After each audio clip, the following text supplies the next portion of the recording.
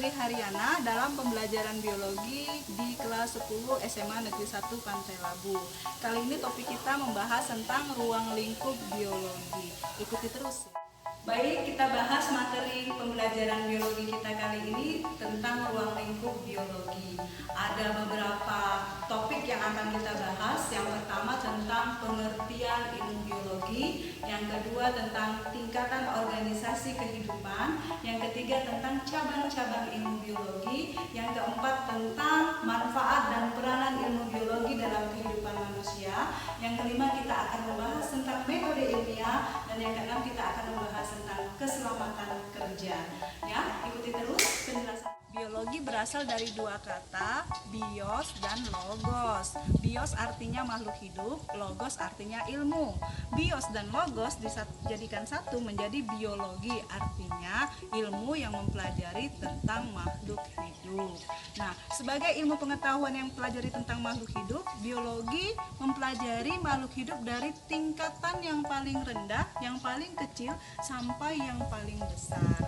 Maka untuk mempelajari biologi, kita juga akan membahas tentang tingkatan organisasi kehidupan makhluk hidup dari yang paling kecil, paling rendah, sampai yang paling besar. Tingkatan organisasi kehidupan makhluk hidup dari yang paling kecil, yang pertama molekul, yang kedua adalah sel, yang ketiga adalah jaringan, yang keempat organ, yang kelima sistem organ, yang keenam tentang individu atau organisme, yang ketujuh tentang populasi, tingkatan yang kedelapan tentang komunitas, kemudian setelah itu komunitas membentuk tingkatan yang lebih besar lagi, ekosistem, kemudian membentuk lagi bioma, dan yang terakhir tingkatan yang terbesar adalah tentang biosfer. Jadi tingkatan organisasi kehidupan dari yang paling kecil sampai yang paling besar itulah yang termasuk ke dalam ruang lingkup. Cakupan biologi begitu luas, maka dari itu nanti muncul cabang-cabang ilmu biologi. Ada anatomi, ada botanik, ada kardiologi, ada dermatologi, ada entomologi, ada fisiologi, ada histologi, ada ginekologi, dan masih banyak lagi yang lainnya. Nah, nanti di akhir video Ibu akan memberikan tugas kepada kalian tentang cabang-cabang ilmu biologi.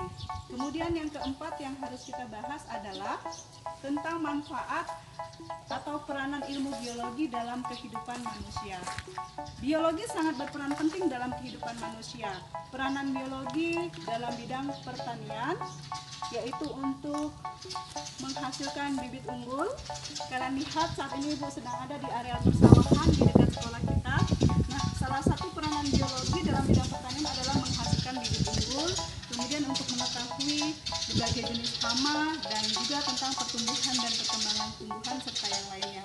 Kemudian peranan biologi yang kedua adalah dalam bidang kedokteran, menghasilkan obat-obatan, vaksin, dan yang lainnya. Peranan biologi berikutnya yang ketiga adalah dalam bidang peternakan, untuk menghasilkan bibit unggul juga dalam bidang peternakan. Kemudian peranan biologi yang keempat dalam bidang perindustrian, baik industri makanan maupun obat-obatan dan sebagainya. Nah, jadi biologi sangat berperan penting dalam kehidupan kita sebagai manusia. Kita membahas tentang pengertian biologi, tingkat organisasi kehidupan, cabang-cabang biologi, dan manfaat biologi dalam kehidupan manusia. Sekarang kita akan membahas tentang metode ilmiah. Dalam membahas biologi, mempelajari objek-objek biologi, kita harus melakukan penelitian dan pengamatan. Nah, ketika kita melakukan penelitian dan pengamatan, maka kita akan melakukan suatu metode yang kita sebut dengan metode ilmiah. Apa itu metode ilmiah? Metode ilmiah adalah suatu metode atau suatu cara untuk memecahkan masalah ilmiah secara sistematis dan jelas. Arti sistematis itu apa? Arti sistematis adalah bahwa langkah-langkah atau tahapan-tahapan yang kita lakukan harus mengikuti tahapan-tahapan yang berurutan atau sistematis. Nah, apa saja tahapan-tahapan atau langkah-langkah dalam metode ilmiah?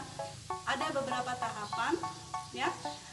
Saya rangkum dalam 5 tahapan besar, bisa kita singkat dengan kata MOHEK. Ingat ya, MOHEK, M-O-H-E-K.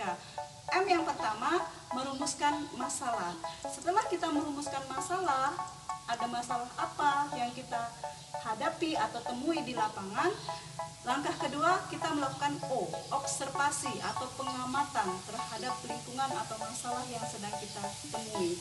Setelah kita melakukan observasi atau pengamatan, kita mulai melakukan hipotesis. Hipotesis itu adalah dugaan sementara. Dugaan sementara adalah kesimpulan sementara berdasarkan dugaan kita. Nah, tapi hipotesis ini tidak bisa kita jadikan pegangan sebelum kita buktikan. Makanya hipotesis disebut juga sebagai kesimpulan sementara. Nah, untuk menguji hipotesis, kita harus melakukan yang namanya eksperimen atau penelitian. Suatu hipotesis tidak bisa dikatakan ilmiah bila belum dilakukan eksperimen atau penelitian. Nah, dari hasil eksperimen berdasarkan pengamatan dan data-data yang ada, barulah kita bisa menarik kesimpulan. Ya, jadi ingat, langkah-langkah dalam metode ilmiah ada 5, kita singkat MOHEK. Yang pertama, merumuskan masalah. Yang kedua, observasi. Yang ketiga, hipotesis. Yang keempat, eksperimen.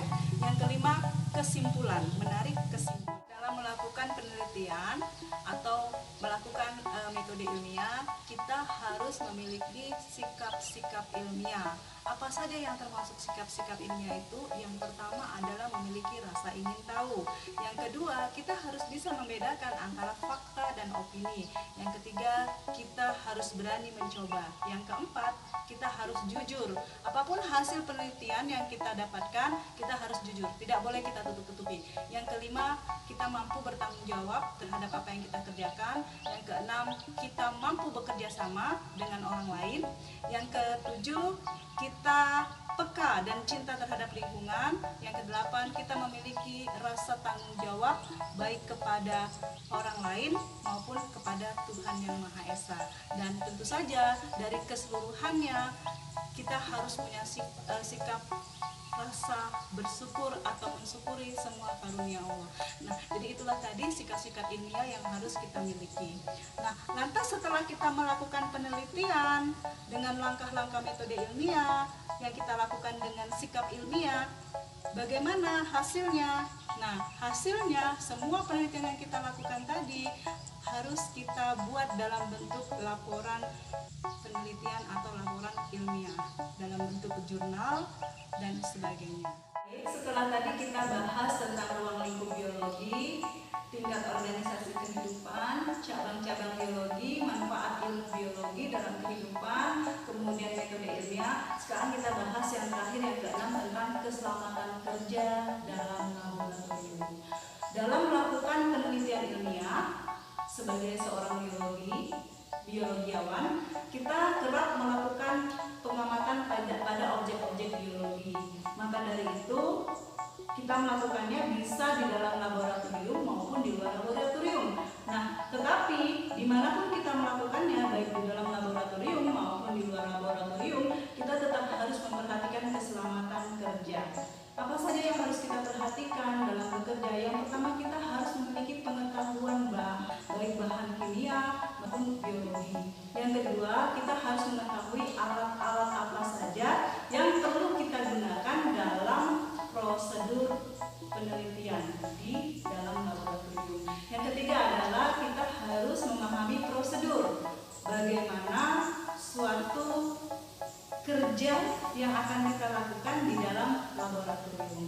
Nah, kemudian yang terakhir tentu saja kita harus memahami atau mengetahui alat perlindungan diri apa yang perlu kita gunakan saat kita bekerja di dalam laboratorium. Salah satunya kita harus menggunakan jas laboratorium, sarung tangan, masker, dan sebagainya.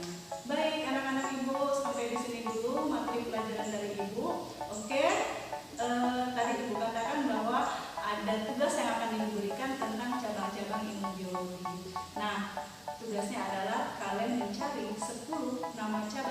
biologi beserta definisi dan contohnya masing-masing. Oke, tetap jaga kesehatan, gunakan masker, cuci tangan dengan sabun, dan tetap jaga jarak. Semoga kita sehat selalu. Assalamualaikum warahmatullahi wabarakatuh.